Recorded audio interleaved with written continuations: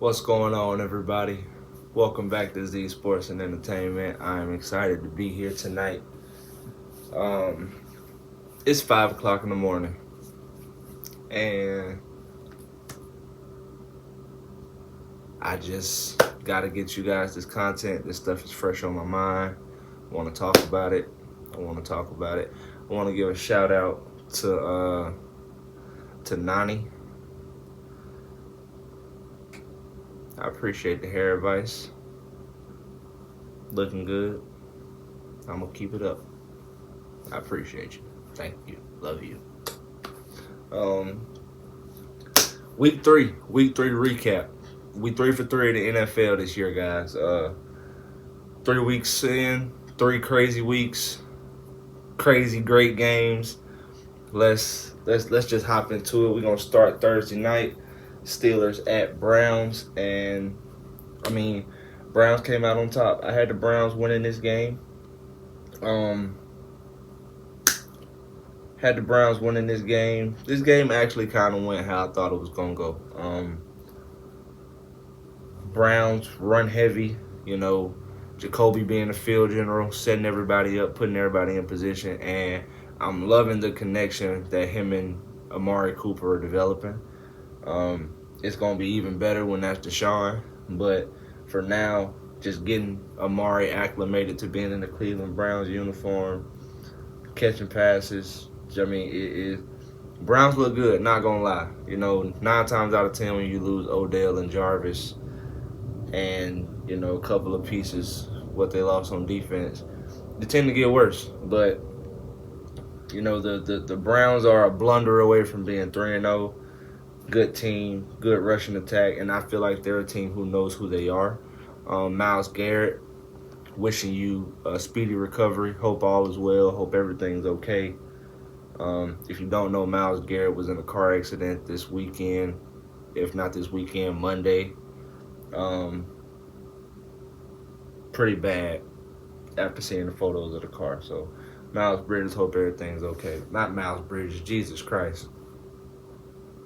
Myles Garrett, Lord have mercy. Myles Garrett, I hope everything is okay, bro. Steelers, I think we're getting closer and closer to Kenny Pickett being, installed into the game and playing with that first team. Reason being, the receivers are having to do too much to catch the passes, man. Nothing against Mitch, and seriously, but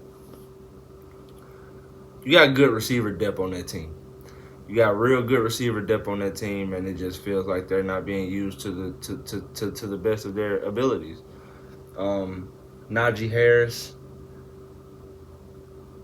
Najee has flashes of greatness, but he can't seem to get out of this, 12, 13 carries a game, 50 to 60 yards.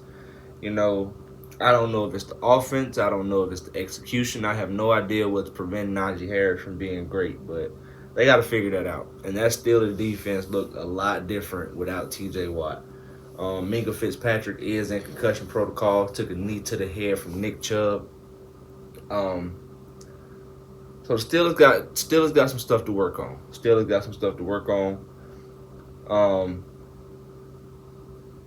Browns 2-1, Steelers 1-2. Gonna move over to let's go Bengals Jets, guys. Let's go Bengals Jets. This was a pretty good game. Couple of head injuries seem to rule the NFL this week. Gonna start with the Jets. Garrett Wilson looks like he's coming on strong. Garrett Wilson looks he's showing that first round talent. He's showing that first round potential. He's doing. What's the best way I can put this? Garrett Wilson looks like he's going to be for real. If Zach Wilson can get in there and develop some chemistry with that kid, and just him, Elijah Moore, and Corey Davis, they look like they're going to be a pretty decent team. The Jets are, even though they're 1-2, and the one win that they have, they probably shouldn't. The Jets look like a team that's going to be a headache all year long. They look like they're going to give teams headaches all year long. I just like what I'm seeing from the Jets, the competitive nature, them not giving up, them not backing down. I really like what Robert Saleh is doing with limited talent on that roster. I really do. Um, Bengals got their first win of the season. Um, they had to win this game. Like this was, as much as you don't want to say this, this was a must win for the Bengals. They had to win this football game, and um, they just got to figure it out.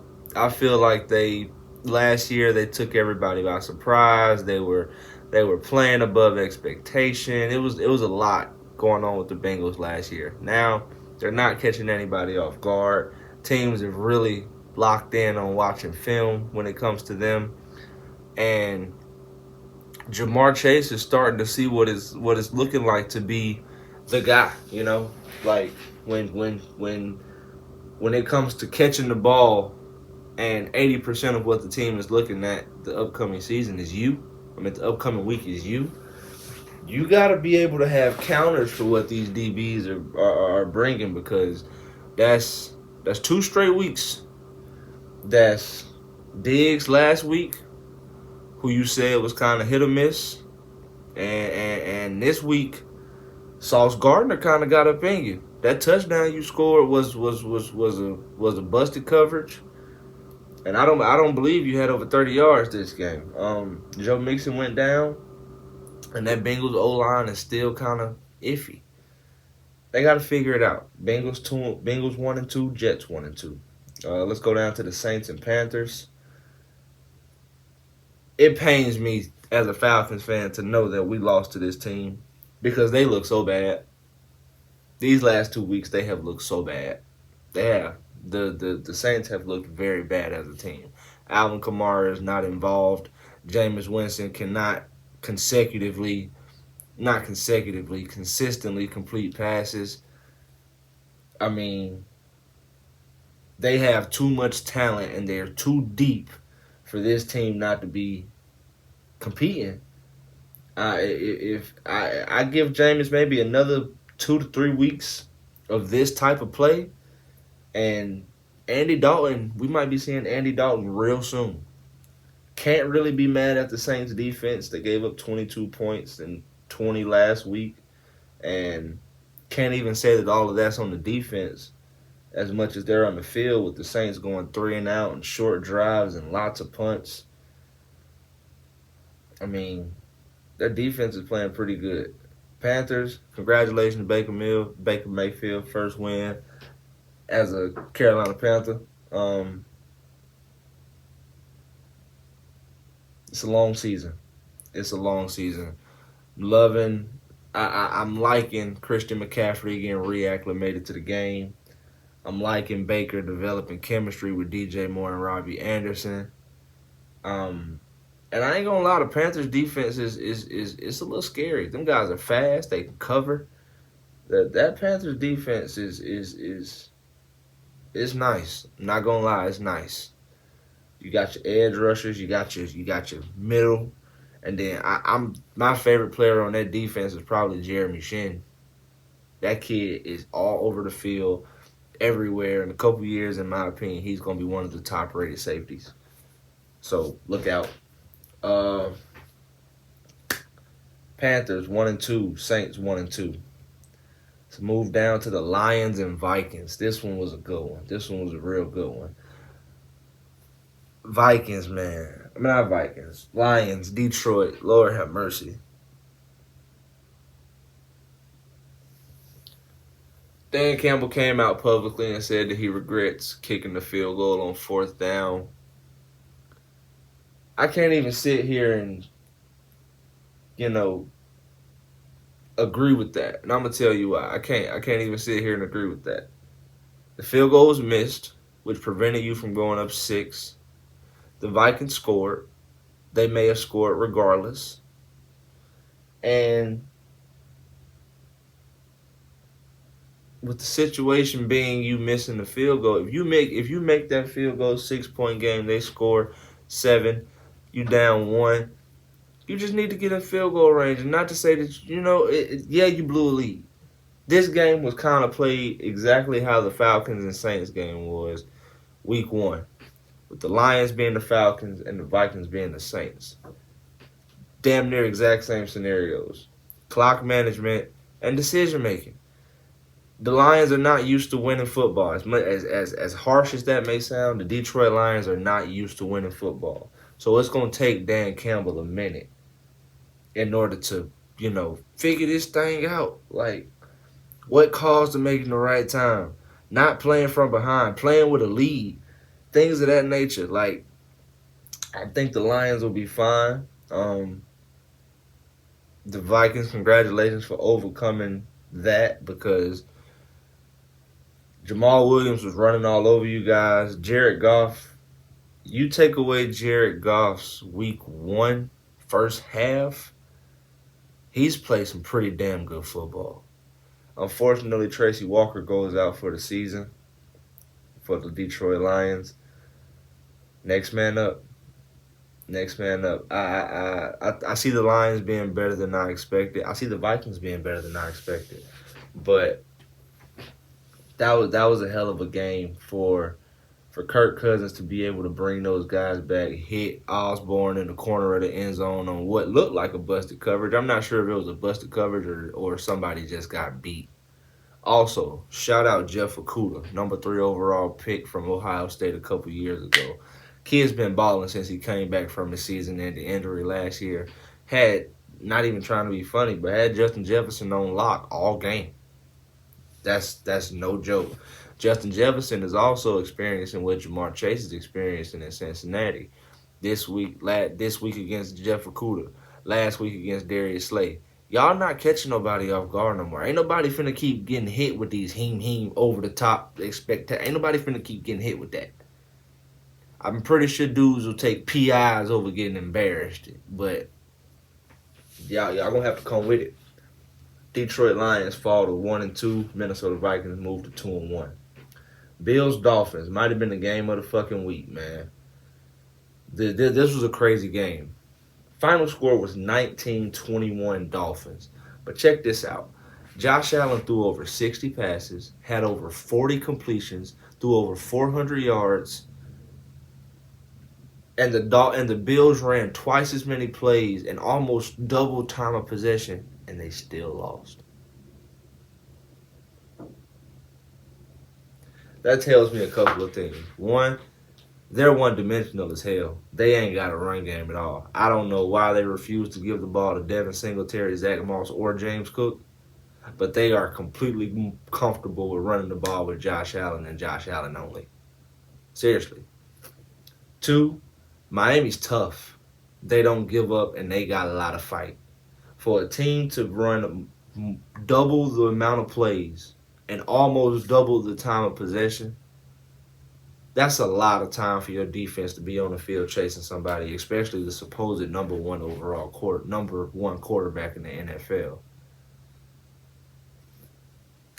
The Dolphins have shut me up the past 2 weeks, and although I had them winning week 1 against the Patriots, they're 3-0, and they look good. Tua, don't know what happened.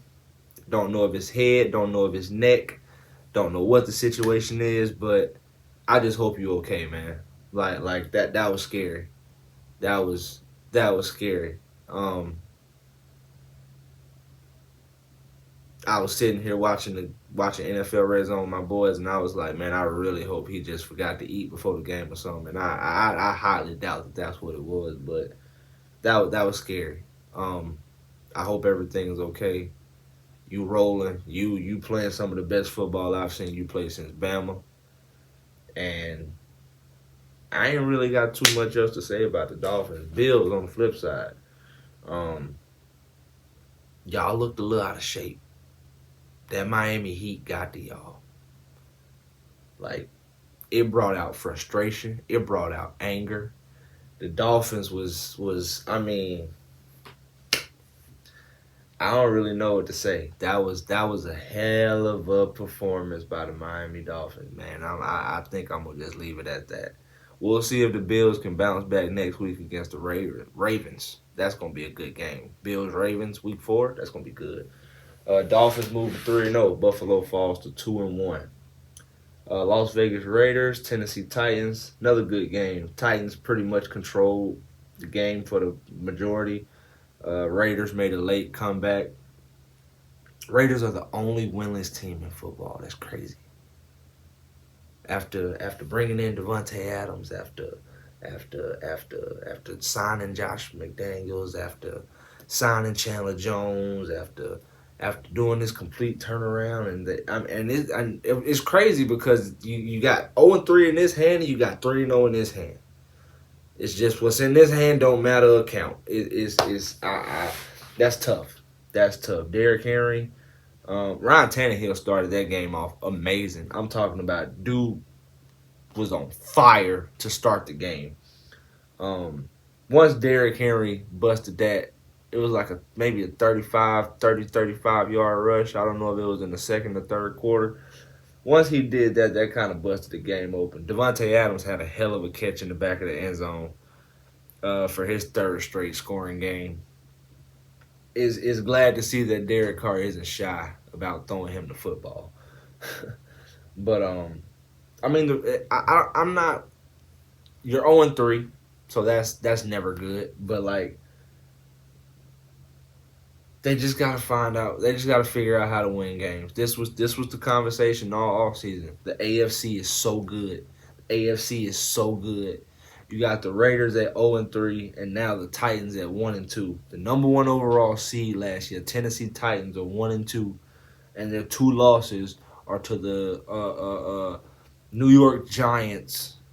And who did they get beat by? And the Buffalo Bills. Buffalo Bills embarrassed them on Monday night. So I mean, Raiders just got to figure it out. Tough loss this week, especially extremely tough loss last week against the Cardinals, and again week 1 against the Chargers. 3 tough losses, 1 possession games. Yeah, Titans 1-2, Raiders 0-3. Baltimore Ravens, New England Patriots. We'll start with the Patriots. Mac Jones is probably gonna miss a couple of games due to I want to say an ankle sprain. There seems to be some controversy as far as his recovery already. And what that controversy is, it seems like Mac Jones doesn't necessarily agree with what he's being told by the Patriots doctors. So he wants to get a second, maybe third opinion. And it seems like Mac is okay with sitting out and waiting until he's healthy before he makes a move as far as playing. But besides the fact, I think Mac Jones had a hell of a game. If anybody else is the quarterback of the Patriots, this game isn't even as close as it is. Mac Jones was making plays in and outside of the pocket, making throws on the run, running the football. Mac Jones, even in a losing effort, Mac Jones really showed me a lot in this game. I really wish he wouldn't have got hurt, but it's a part of the game. A lot of people talking about the Patriots offense right now, but the only thing I'm really seeing is that the receivers really got to step it up, and that's, I mean, when I say receivers, I don't just mean like wide receivers. I'm talking about all pass catchers, running backs out the backfield, tight end. I'm talking all pass catchers. These guys got to step it up. They got to. They got to step it up. Mac Jones is out here playing his heart out, playing his ass off, and getting smacked all at the same time. Y'all got to help the kid out. In my opinion, it's just that simple. Dietrich Wise had a hell of a game. I don't know if something just stood out this game and he took advantage of it, or if he's trying to be the duo of the, you know what I'm saying? Him, and if they can develop another pass rush coming off the other side, across from Matthew Judon, the defense is already the forefront of that team. But like if you could develop multiple 10+ sack rushers, you can do a lot. You can do a lot. You can give you a lot, and you gives your offense a longer leash. But Lamar Jackson's just too good. I don't really know what else to say other than that. Lamar Jackson's just too good. Marlon Humphreys made some good plays on defense this week. Patrick Queen dropped a pick six. Lord have mercy. I know he probably still thinking about it. But they Patrick Queen dropped that pick six, and I think the Raiders are gonna be a very good team this year. I don't see the Raiders losing too many games. Lamar Jackson's on a mission, and it's just that simple. Also, glad to see J.K. Dobbins back. Ravens move to 2-1. Patriots fall to 1-2. Philadelphia Eagles at the Washington Commanders. Carson Wentz playing his old team. That was I'll be honest with you. That was probably one of, if not the most boring game of the week. Not too much action. Commanders didn't score until in the fourth quarter, and it was off of safety. But on the flip side of that, Eagles look good. Eagles look real good. Commanders are without Chase Young, and it's showing on the defensive side of the ball. On offense, Curtis Samuel's been balling. I love what Curtis Samuel's doing. Johan Dotson is looking like he's going to be a promising receiver across from Terry McLaurin.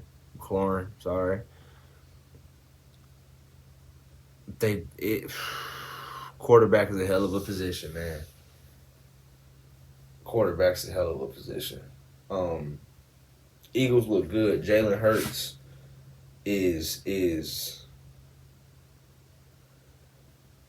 he looking like he them. Like for real. He looking like he can attack you in all phases and aspects of the game. With his arm, with his leg, with his mind. It's looking like he gonna be a starting quarterback in Philly for a long time. I mean, the connection that him and Devontae Smith has always had, and the connection that him and AJ Brown are developing is growing to be pretty scary. The touchdown he threw to AJ Brown just completely changing the play, to AJ Brown not even hearing the play, to Devontae Smith having to tell AJ Brown what route to run, and that being like, that team's scary. I wouldn't want to play the Eagles right now. I wouldn't. They possibly have the best corner in the game at this moment in Darius Slay. Eagles look like they on a mission. Nick Sirianni, kudos, man. Eagles move to 3-0. The Commanders fall 1-2. Chiefs Colts. This was an interesting one. This was a real interesting one. Colts, I don't even really know what to say about them right now. And as far as this game goes, I mean, you still without Darius, Shaq Leonard. Receivers are still so-so. Got to give Jonathan Taylor the ball 25, 30 times a game if you want a chance to win. I don't know what the official stats were, but you got to give Jonathan Taylor the ball at least 25, 30 times. Got to. You have to. And as far as the Chiefs go, you can't lose the game on a 15-yard verbal abuse penalty. Like, nobody knows what the hell Chris Jones said to Matt Ryan. But whatever the fuck it was, it cost him 15 yards and it cost him the game. Straight up. You got two teams this week who came into this week 2-0 and had chances to win on the road, and they did not take advantage. The Chiefs against the Colts and the Dolphins and the Bills against the Dolphins. Both of those. I didn't even talk about the butt punt. Oh my God. How do you punt the ball and that's not even on the punter because homeboy shouldn't have even backed up. And it was in the end zone. So I get it. I completely understand how something like that could happen. I do. I'm a clumsy individual and shit like that happens to me all the time. So I get it. I genuinely get it. I really do. But back to the Colts and the Chiefs. I think this was the first time all year where we saw the Chiefs kind of like maybe they ain't got it all figured out, you know? Travis Kelce dropping touchdowns, Clyde Edwards-Helaire missing holes, Pat Mahomes missing throws. I mean, I think the Colts are very fortunate to come away with a win here. And if you needed a place to start as far as a turning around point, as far as forgetting about the first 2 weeks, this is it. You beat the Chiefs at home without your best defensive player and pretty much no receivers. You got some upside. You got some upside. Chiefs fall to 2-1, and the Colts have a very weird record of 1-1-1. That's so weird. Texans and Bears. This was an annoying game, and I'm gonna tell you why. I picked Dougie Mills in my prize picks, and I had Dougie Mills. Davis Mills is his real name. I had Davis Mills going over his completions. His number was 19.5. Davis Mills finished the game with 20 completions. That was a very stressful game to watch because it was already a bad football game. And you're watching every throw that this man makes as if it's the fourth quarter in the Super Bowl, 4th and goal from the 2. You know what I mean? Like, it was crazy. I think it's Damian Pierce, 31, Houston. He finally showed up, had a good game. Keep it up. You gotta keep going. You gotta keep going. You are RB1. You gotta keep going. Brandon Cooks, just the Houston Texans team as a whole. Lovie Smith, I feel like Lovie's doing a good job with what he's got. I really do. I really feel like Lovie is doing a good job with what he has. Derek Stingley is locked at corner, but we ain't really going to be able to fully see what he's about playing, the Bears. And with the Bears, I from a passing game standpoint, you got David Montgomery, you got Khalil Herbert, you got 2 guys who could go for over 100. We get it.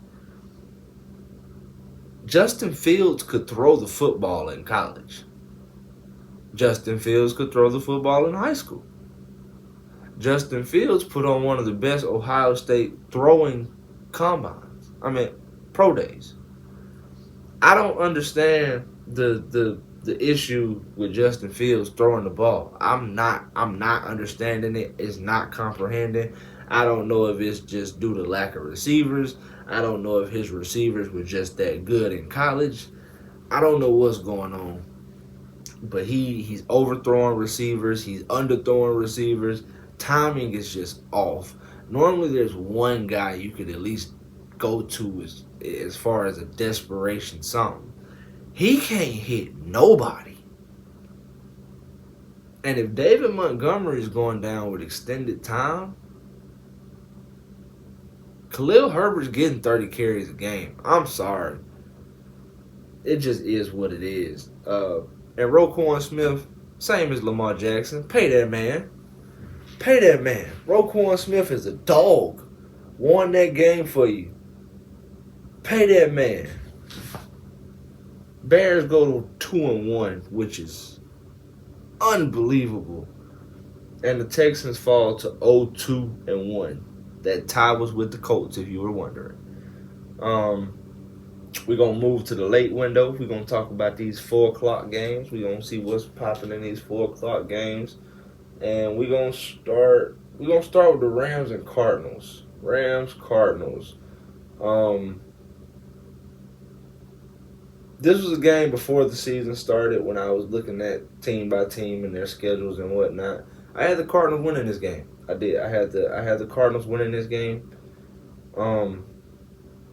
I just felt like the Rams will still be trying to figure it out.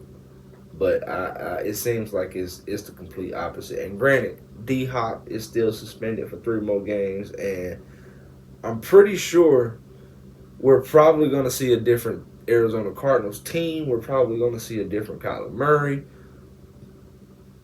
I just think once he, steps foot in that locker room again, this team is going to change. Granted, this game was still very winnable, and if you're a Cardinals fan, you want to tell yourself, those are the type of games we paid Kyler Murray that money for. But he pulled off a miracle last week against Vegas. Damn near did it again. I mean, that team's tough. The Rams, they defended Super Bowl champs for a reason. They have a quarterback with potentially top 5 arm talent in the NFL ever. You got one of the best possession receivers ever. The best defensive player ever. In the conversation for being one of the top cornerbacks ever. Like, that team has some studs on it. They just not gonna roll over. They not. And on the flip side of that, the Cardinals aren't either. I kind of think what the Cardinals had going on this, and I'll be real with you, it looked like the Cardinals were a little bit scared of the Rams. Like, we playing the defending champs. That's what it seemed like. It felt like they was playing the defending champs and not the Rams. I think they have to incorporate Hollywood a little bit more. I gave away your first round pick for him, so essentially that's your first round pick. But he's not a rookie. He can handle whatever it is you want to throw at him, so throw it at him.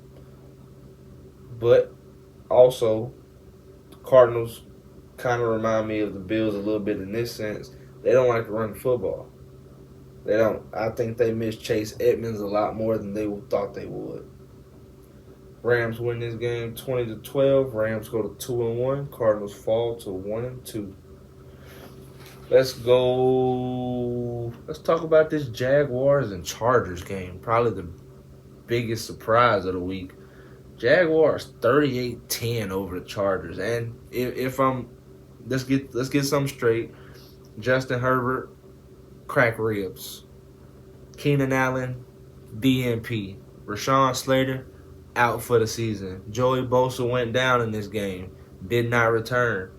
J.C. Jackson, inactive. There was a lot going against the Chargers in this game. From the jump. Before ball was even kicked off, there was a lot going against the Chargers in this game. But for the Jags to come out here and do what they did, man, damn. Trevor Lawrence slinging that motherfucker all over the field to Zay Jones and Christian Kirk, who I finally decided to put in my fantasy lineup. Shout out Tay. James Robinson running all over motherfuckers. Like, excuse my language, but I mean, God, like, Travis Etienne is showing what was missed last year. Travon Walker and Josh Allen are getting to the quarterback. Like, they look good. They look good, and it sucks because Carson Wentz had one of those amazing-ass games in Week 1, which prevented them from being 3-0 right now. Who would have thought right now the Jags would probably... I don't even want to say that. Jags moved to 2-1. Chargers fall to 1-2. Congratulations, man. Seriously, congratulations. Congratulations, Jags. Doug Peterson, you doing the damn thing. Falcons and Seahawks. Lord have mercy. Falcons finally got a win, guys. My boys finally got on the board. Arthur Smith finally utilizing Kyle Pitts. Drake London looks like the real deal. Cordero Patterson needs 20 touches a game. The offensive line is looking amazing. Marcus Mariota, just keep doing what you're doing. Defense, continue to apply pressure to the quarterback. Seriously, AJ Terrell, way to forget about Week 1 and Week 2 and come back and lock DK down. Even though he scored a touchdown, it wasn't on you, but like, a lot of guys would have rolled their wave and just continued to have bad game after bad game. You came into this game with a mindset. You came into this game with a goal, and I appreciate that. That don't back down. That I'm not finna get getting beat. Like you showed up, man. You showed up. I'm really looking forward to seeing what this defense looks like when Deion Jones gets back. Because Michael Walker is balling. Rashawn Evans is playing pretty damn good. Troy Anderson got some time in linebacker this week. Where does Deion fit? Seriously, where does Deion fit? Marlon Davidson, we need you back ASAP. I haven't really seen too much of Malone, 51, the other rookie pass rusher that we drafted, but I'm looking for him. Frank Darby got to suit up this week. I mean, this was an exciting game to watch as a Falcons fan. Because going in it, you didn't necessarily think like, damn, we finna get our asses beat. This was when I did my season before, all of this, I had the Falcons winning this game. This was the first win I had them. This was the first game I had them winning this season. Falcons move. I ain't really talking about the Seahawks. Lord have mercy. Geno played pretty good. Geno had over 300 yards passing. His only interception was down the stretch when he was forced to force passes. I mean, but the Seahawks are gonna struggle. I mean, hell, the Falcons are gonna struggle. But I feel like there's a different type of struggle coming in Seattle. You lose your franchise quarterback in Russell Wilson. Chris Carson retires. Eventually, you're going to have to come up off Tyler Lockett and DK Metcalf. O-line is... D-line is kind of... outside of Brooks, linebackers are not really that good. Secondary was good at the start of the season, but with Jamal Adams going down, season ending, it's gonna be ugly in Seattle. Falcons moved to 1-2. Seahawks moved to 1-2. Packers Buccaneers. This was an ugly game. The rest of these games were ugly games, but this was an ugly game. Buccaneers struggled, and they struggled bad. And I don't know if I don't know.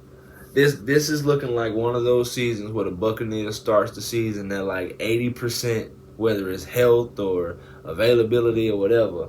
And by week 9 or 10, they're going to catch on and catch fire, and nobody's going to be able to stop them because they're going to have Mike Evans and Chris Godwin and Julio Jones and Leonard Fournette, and the offensive line is going to be back together, and everybody in the defense is going to be on the same type of time, and it's just going to be annoying.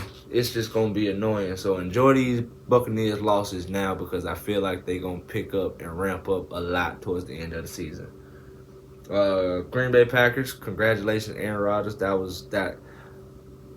These last two games have been like masterpieces, and I'm going to tell you why. The way you calling the game, the way you controlling the tempo of the game, the way you putting people in places, the way you leading these young guys in Green Bay. And the defense ain't playing bad either. The defense is not playing bad either. I am looking forward to this season. After watching the first couple of weeks, I do not think Aaron Rodgers is going to three-peat as MVP. We'll get into that a little later. But I like what the Packers are doing. You got two backs who people have said haven't been utilized the way they should be. So you're utilizing them now. Y'all can shut the fuck up. We're using them. Packers moved to 2-1. Buccaneers fall to 2-1. Sunday Night Football was a snooze fest, but let's talk about it. 49ers and Broncos. Just two teams I feel like who thought they would be in two completely different places. 49ers had Trey Lance, and I'm pretty sure you didn't expect Jimmy Garoppolo to be on your roster. Where he at now? Trey Lance is gone for the season, and Jimmy Garoppolo is your starting quarterback. How did that happen? Denver, trade for Russell Wilson. You signed him $245 million, and he seems to can't and no type of tempo, no type of nothing. The Broncos look bad offensively. I really don't think their defense is getting enough credit for what they're doing because their offense ain't doing nothing. Jerry Jeudy and Cortland Sutton can't hold on to the football. If it wasn't for Javonte Williams and Melvin Gordon moving the chains, I don't know where they would be. But they are very lucky, along with the Chicago Bears, to be 2-1. That's an ugly 2-1, but it's 2-1. And the 49ers, I think this was just a bad game. I truly do. I think this was just a bad game. For some reason, sometimes teams go to Denver and they can't get right. I don't know why, but it's something about Denver, and I don't think it's the air.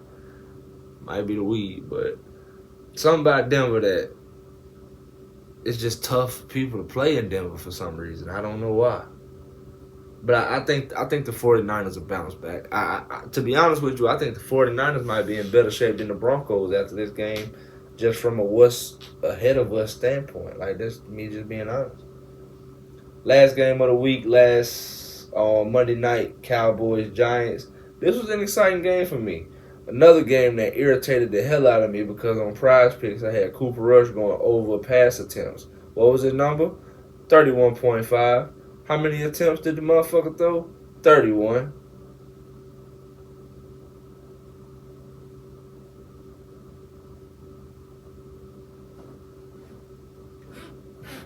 Anyway, Zeke looks good. Run games look good. I understand the usage of Tony Pollard. It brings a completely different dynamic from what Zeke brings, but I'm sorry, you don't have Dak. Although CeeDee Lamb made the game-winning touchdown catch, he dropped the game-winning touchdown catch before that. I mean, I just feel like Zeke needs 20 carries a game. I'm sorry, that's just my opinion. Especially under these circumstances, you playing the Giants on the road, your starting quarterback is out.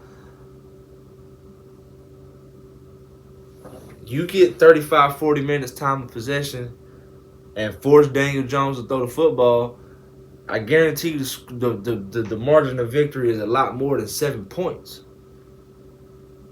On the flip side, offensively, what I saw from the Giants is I love the effort that they are, like, thank you for getting Saquon as involved as he's been. We need this. Saquon needs this. NFL needs Saquon, and like, hell, the Giants need Saquon. Like, but we gotta talk about something about these Giants. Kenny Galladay, you gotta go, bro. Like, seriously, you gotta go. Like, and I'm not even a Giants fan, but Sterling Shepard just tore his ACL walking, and you out here like what happened, bro?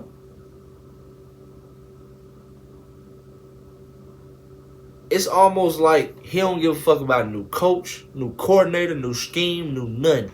As long as Daniel Jones is throwing me the football, I suck. That's what it seems like.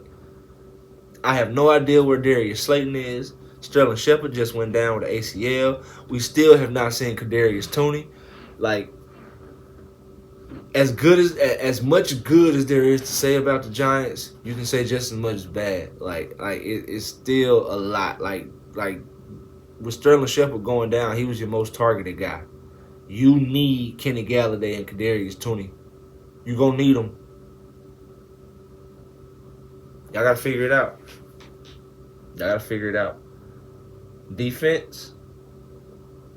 I'm glad Thibodeau's back, but he did not show much.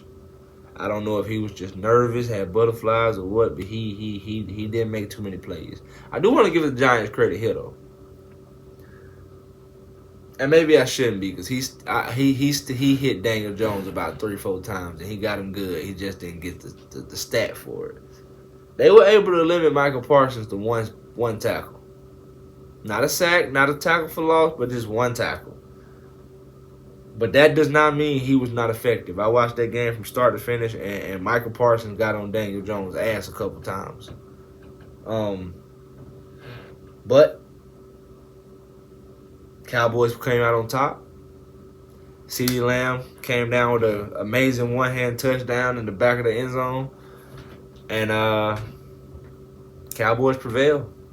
They 2-0 without Dak, and I know Jerry Jones is probably fucking thrilled. I just hope it ain't no bullshit when Dak comes back. It's his team, it's his squad. Don't do that. Don't do the whole Cooper Rush and Dak Prescott thing. Don't do that. But that's week 3, man. That's week 3. That's what we got. I'm glad I was able to bring this to you guys. I'm glad I was able to talk about this with you guys. I mean, it was a crazy ass week. It was a crazy ass week.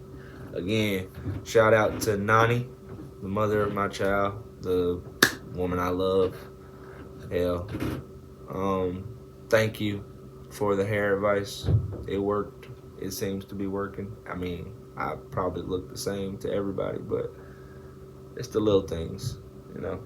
And then shout out to Tay. Shout out to my boy Tay for damn, what Tay do? Tay told me to do something.